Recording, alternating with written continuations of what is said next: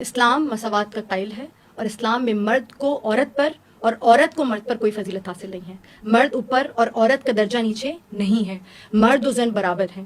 اس کی گواہی قرآن بلاغت کی ایک بہت ہی معروف سورہ آل عمران کی آیت میں دی جا رہی ہے کہ اللہ فرما رہا ہے کہ ہمارے نزدیک اللہ کسی کا عمل ضائع نہیں کرتا, چاہے وہ مرد ہو یا عورت ہو. ٹھیک ہے, اور پھر فرماتا ہے وہ تو آپس میں ایک دوسرے میں سے ہی ہیں, یعنی دونوں برابر ہی ہیں. اس کے علاوہ چلیں اس آیت سے ہم نے استدلال کیا, پتہ چل رہا ہے کہ دونوں آپس میں ایک دوسرے سے ہی ہیں, یعنی برابر ہیں. جس طرح سے مرد دنیا میں آ رہا ہے اسی طرح سے عورت دنیا میں آ رہی. شرف بندگی کو, شرف انسانیت کو, بلندی کو, مقام کو دونوں ایک جیسا سیلیبریٹ کر رہے ہیں.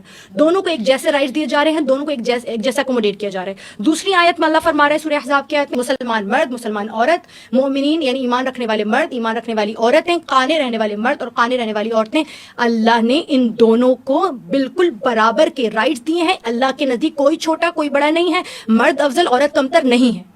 اب مجھ سے پوچھئے کہ مرد کب افضل ہے؟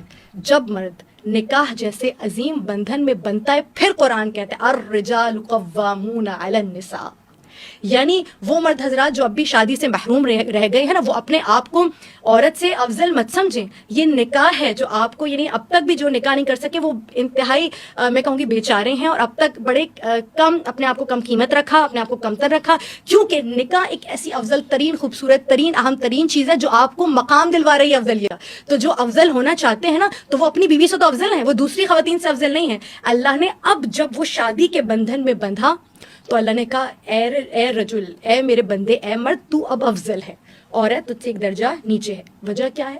وجہ یہ ہے کہ ایک خاندان جو ایک اکائی کی حیثیت رکھتا ہے اس کے لیے ایک سربراہ کی ضرورت ہے.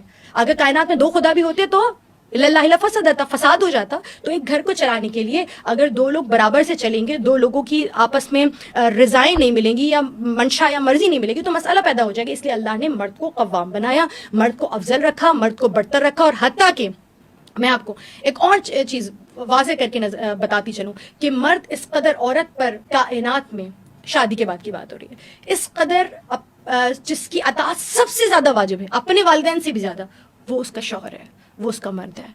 اور اللہ نے اس نکاح کے بندھن کی وجہ سے اللہ نے مرد کو یہ عظیم ترین منزلت اور رتبہ عطا کیا. اور میں آپ کو ایک اور چیز آپ کو واضح کر دوں, یعنی اطاعت. کسی نے رسول مبین سے پوچھا, یا رسول اللہ, عورت پر مرد کا, اس کے شوہر کا کیا حق ہے, کتنا حق ہے؟